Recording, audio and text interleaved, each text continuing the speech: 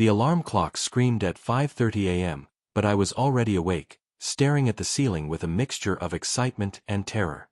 Today was the day that could change everything. After 2 years of applying, interviewing, and getting rejected, I finally had a shot at my dream job. Senior Marketing Director at Pinnacle Creative Agency, the most prestigious advertising firm in the city.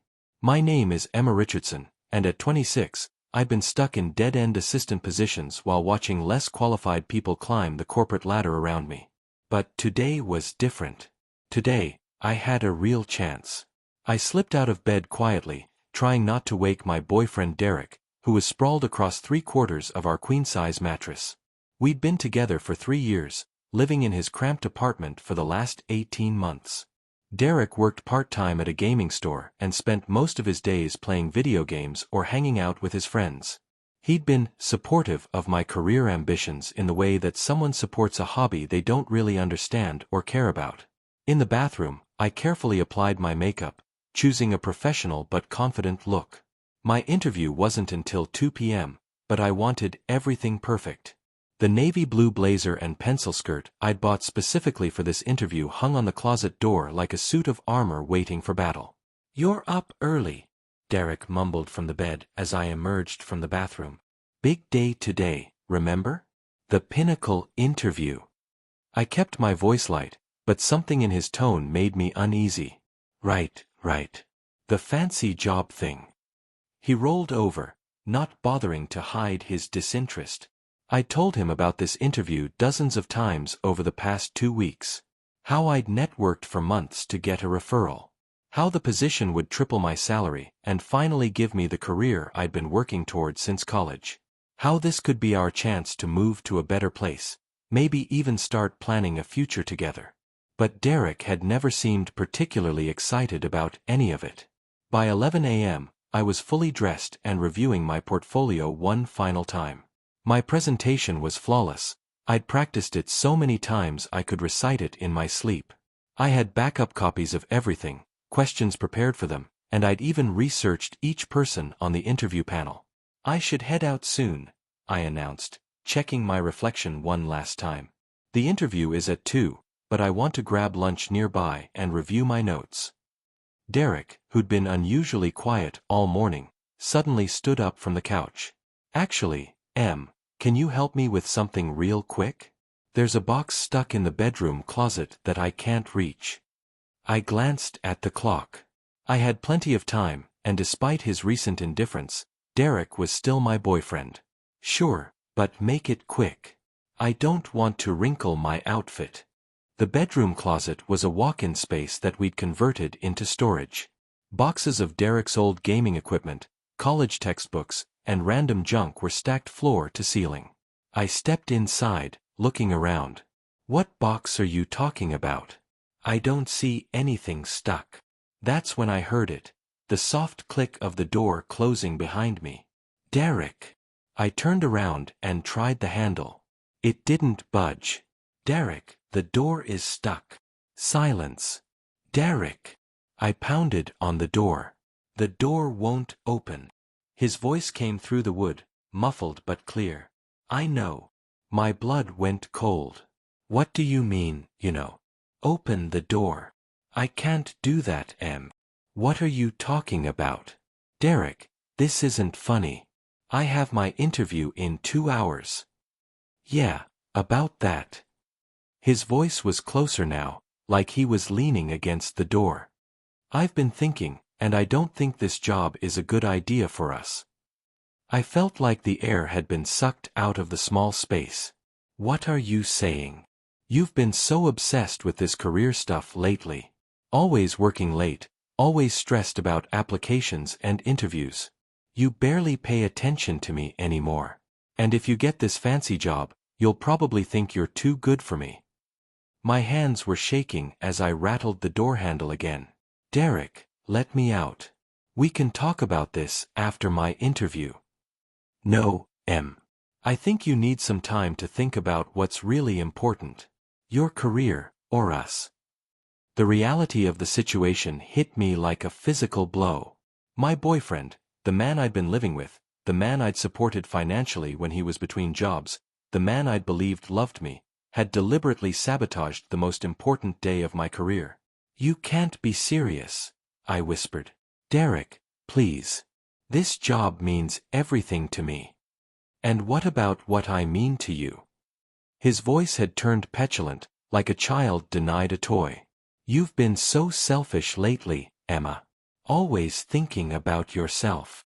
I looked around the cramped closet space, taking inventory. My phone was on the dresser outside. I'd set it down when Derek asked for help. The closet had no windows, no other exit. The door opened outward, so I couldn't remove the hinges from inside. "Derek," I said, forcing myself to stay calm, "if you love me, you'll let me out right now." "I do love you. That's why I'm doing this.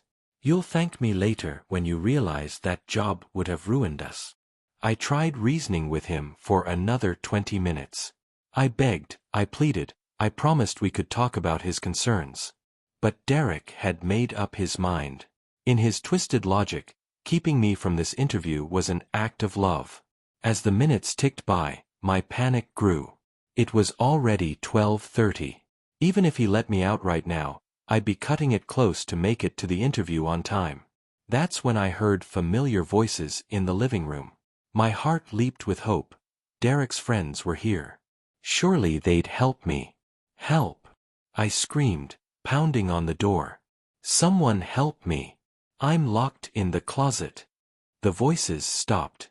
I could hear muffled conversation, then footsteps approaching. "What's going on?" I recognized the voice of Jake, Derek's best friend.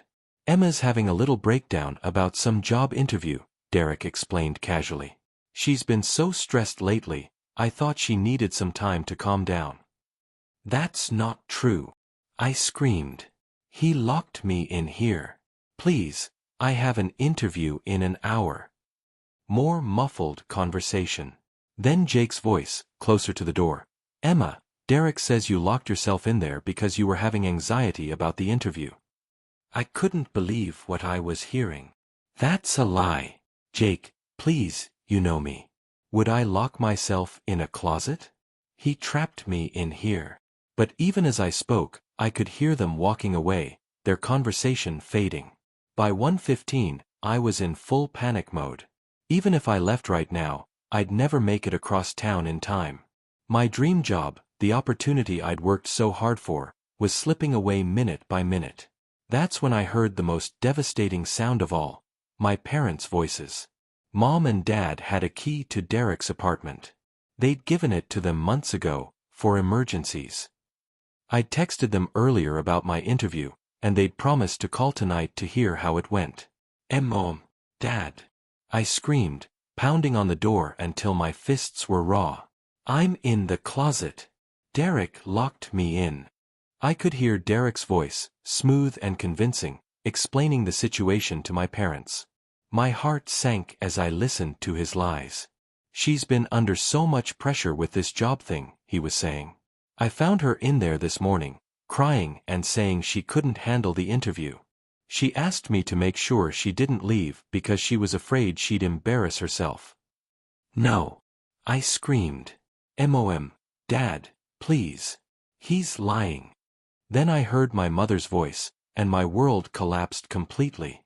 She was laughing.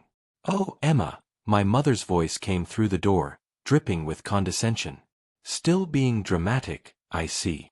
I pressed my ear against the door, unable to believe what I was hearing. My father's deeper voice joined in.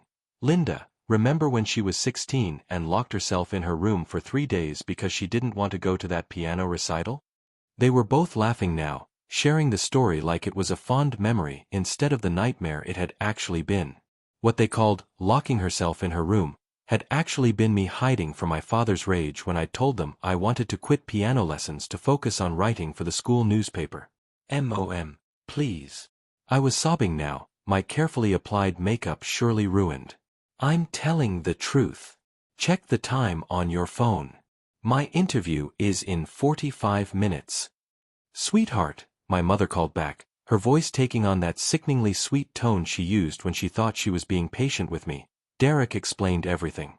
"You obviously got overwhelmed and panicked. This is exactly why we've always said you aim too high. My father's voice was harsher. Emma, stop this tantrum immediately. Derek is trying to help you, and you're being ungrateful. Ungrateful, I whispered, then louder. Ungrateful? He locked me in a closet.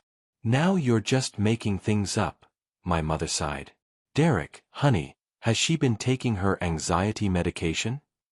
I wasn't on anxiety medication. I'd never been diagnosed with anxiety. But this was classic behavior from my parents. Whenever I was upset about something legitimate, they'd claim it was a mental health issue rather than acknowledge that I might have a valid point. Derek's voice, playing the concerned boyfriend perfectly. She stopped taking it a few weeks ago. Said she didn't need it anymore because the interview was going to fix all her problems. The lies were so outrageous, so easily disprovable, that I almost couldn't process them. But I could hear my parents accepting every word. Well, there you have it, my father declared. Emma, you're going to stay in there until you calm down and start thinking rationally. Dad, please, I begged, my voice hoarse from screaming. Just call Pinnacle Creative. Ask them if I have an interview scheduled. Ask them to confirm the time. That's all I need. Just one phone call to prove I'm telling the truth. Silence. Then my mother's voice, coldly dismissive. We're not going to enable your delusions, Emma. You clearly need professional help. I slid down the door until I was sitting on the closet floor, my interview outfit wrinkled, my dreams crumbling around me. It was 1:35 p.m. Even if they let me out this second, I'd never make it. But that wasn't the worst part. The worst part was finally understanding that my parents had never believed in me. Every struggle I'd shared with them, every setback, every disappointment, they'd seen it all as evidence that I was fundamentally broken rather than someone facing normal challenges. And Derek, the man I'd loved, supported, and trusted, had known exactly which buttons to push to turn my own family against me. You know what, Emma? My mother continued, and I could hear her settling into a chair, like she was preparing to stay a while. Maybe this is exactly what you need. You've been so focused on this career nonsense that you've forgotten what really matters. Career nonsense? I repeated weakly. All this striving and ambition, my father added. It's not natural for a woman your age. You should be thinking about settling down, starting a family. Derek is a good man who loves you despite your complications. I stared at the door in horror. My complications. My ambition, my drive, my refusal to settle for less than I deserved, these weren't character flaws. They were strengths. But to my parents, they were problems to be managed. She'll come around, Derek said confidently. She just needs to remember that not everyone is cut out for high-pressure jobs. There's nothing wrong with being realistic about your limitations. By 2 p.m., the exact time my interview was supposed to start, I had stopped crying. A strange calm settled over me as I sat in that dark closet, surrounded by boxes of Derek's junk, listening to the three most important people in my life discuss my failures and limitations like I wasn't even there. That's when I noticed something I'd missed before. One of the boxes near the back of the closet was slightly open, and papers were spilling out. In the dim light filtering under the door, I could make out familiar handwriting. My handwriting. I crawled over and pulled the box toward me. Inside were dozens of documents I'd been looking for over the past months. My college transcripts, letters of recommendation, copies of my best portfolio pieces, even my high school journalism awards. Derek had been hiding my achievements. But that wasn't all. Underneath my papers were printouts of emails. Email exchanges between Derek and my parents, dating back months. With shaking hands, I read the first one, dated 6 weeks ago. Derek, we're concerned about Emma's unrealistic expectations. This job interview obsession is getting out of hand.